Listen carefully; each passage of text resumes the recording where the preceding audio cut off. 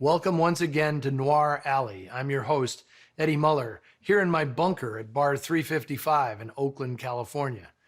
At the time of noir's ascent in Hollywood, World War II, the most brutal conflict in history, had just ended. Americans celebrated by filling movie theaters in record numbers.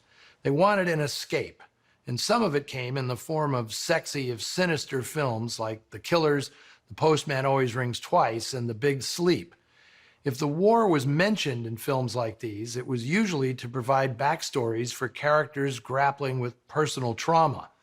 In Hollywood films like The Blue Dahlia, Somewhere in the Night, The Chase, Notorious, and Deception, all released in 1946, the war was just so much dust brushed off a double-breasted suit.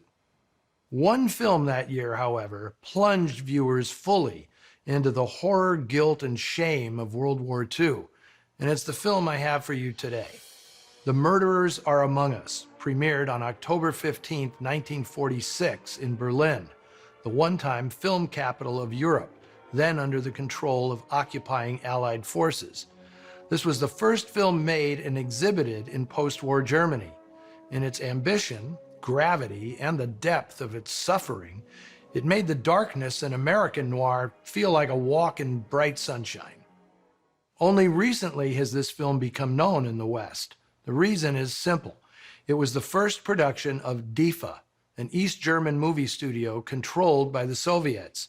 DEFA operated in what had been UFA Studios, where groundbreaking films like Fritz Lang's Metropolis and Joseph von Sternberg's The Blue Angel were made prior to the studio's takeover by the Nazis.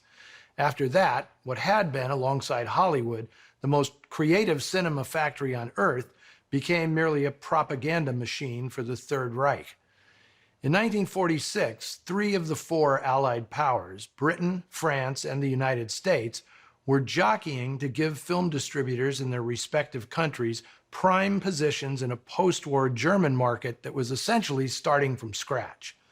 For their part, the Soviets, longtime specialists in state-sanctioned propaganda, wanted DEFA to make films that would re-educate the German populace. The Murderers Are Among Us is not, however, a politically motivated polemic, at least not completely. It is a personal statement by writer-director Wolfgang Stout.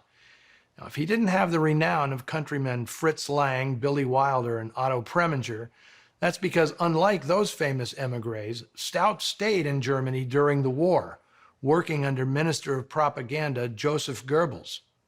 At first, I felt like a non-political artist, Stout later explained, but afterwards, I was ashamed.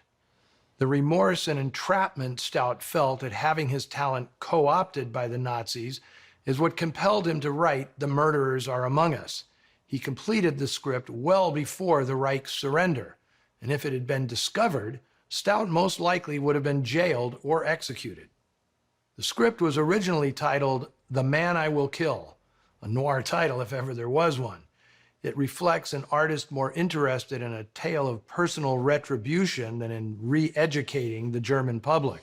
The story explores the existential crisis of Dr. Hans Mertens, a former soldier racked with guilt over his service to the Nazis. He shares a Spartan apartment and a tentative intimacy with a young concentration camp survivor, played by future star Hildegard Neff. The dissolute soldier learns that his former commander, whom he thought dead, is now a thriving businessman, successfully reintegrated into German society. He decides he must atone for his sins by killing this man. In American noir, returning soldiers routinely suffer from amnesia, making a plot gimmick out of their memory loss. Here's a veteran who can't forget, cursed by memories of the atrocities he abided. It's a cautionary tale that says, the murderers are among us.